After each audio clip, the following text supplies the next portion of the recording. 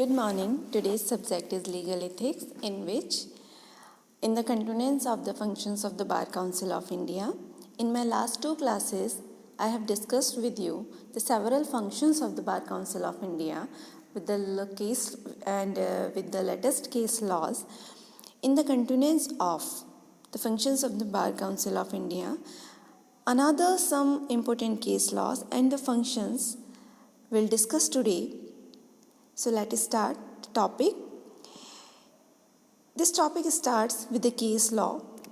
In Ravindranath Nayak versus Bar Council of India AIR 2007 Karnataka का case है ये. देखिए इस केस में क्या कहा कोर्ट ने, क्या हेल्ड किया, वो बहुत इम्पोर्टेंट है यहाँ पर.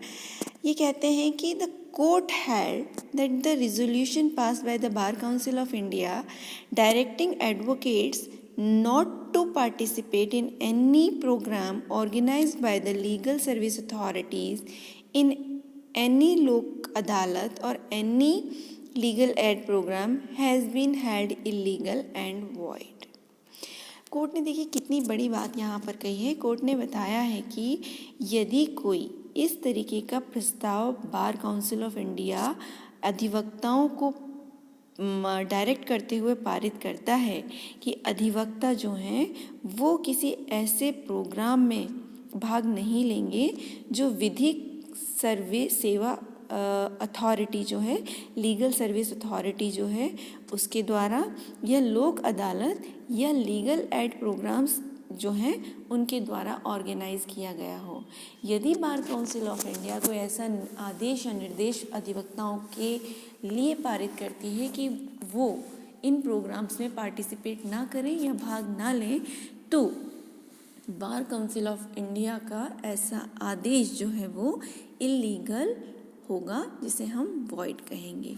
ठीक है, तो देखिए अधिवक्ताओं का ये कर्तव्य होता है कि वो सोशल पार्टिसिपेशन में भी रोल प्ले करें.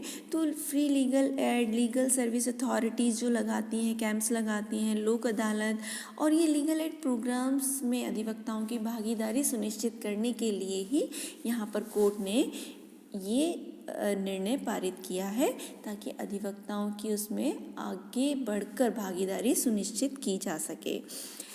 Section 7A of the Advocate Act makes it clear that the Bar Council of India may become a member of international legal bodies such as the International Bar Association or the International Legal Aid Association, contribute such sums as it thinks fit to such bodies by way of subscription or otherwise, and authorize expenditure on the participation of its representatives in any international legal conference or seminar. देखिए section 7A इन advocate act 1961 का section 7A हमें बताता है कि bar council of India की ये duty है कि उसे या उसके ऊपर ये अधिरोपित करता है कर्तव्य कि बार काउंसिल ऑफ इंडिया अंतर्राष्ट्रीय विधिक जो संस्थान हैं उनका मेंबर बने, उनके साथ एसोसिएशन हो. ऐसी एसोसिएशन के लिए वो इंटरनेशनल बार एसोसिएशन के साथ जुड़ सकता है, इंटरनेशनल लीगल एड एसोसिएशन के साथ जुड़ सकता है ना. इसके अलावा वो अलग अलग तरीके के सब्सक्रिप्शंस भी अंतर्राष्ट्रीय स्तर पर जो विधिक संस्थान हैं उनमें उनके ऑनलाइन सब्सक्रिप्शन भी वो ले सकता है.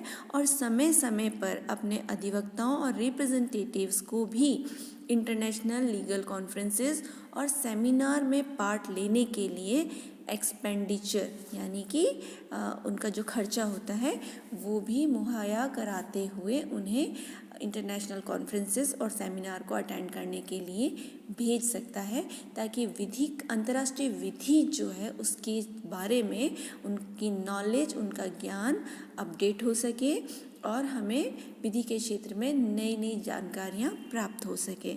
Section 7 close 2 of the advocate act provides that the bar council of India may constitute one or more funds in the prescribed manner for the purpose of. Section 7 close 2 हमें बताता है कि इस पर्पस से, ठीक है, इस पर्पस के लिए भी बार काउंसिल ऑफ इंडिया जो है वो एक से अधिक फंड जनरेट कर सकती है, बना सकती है। तो वो फंड कौन कौन से होते हैं?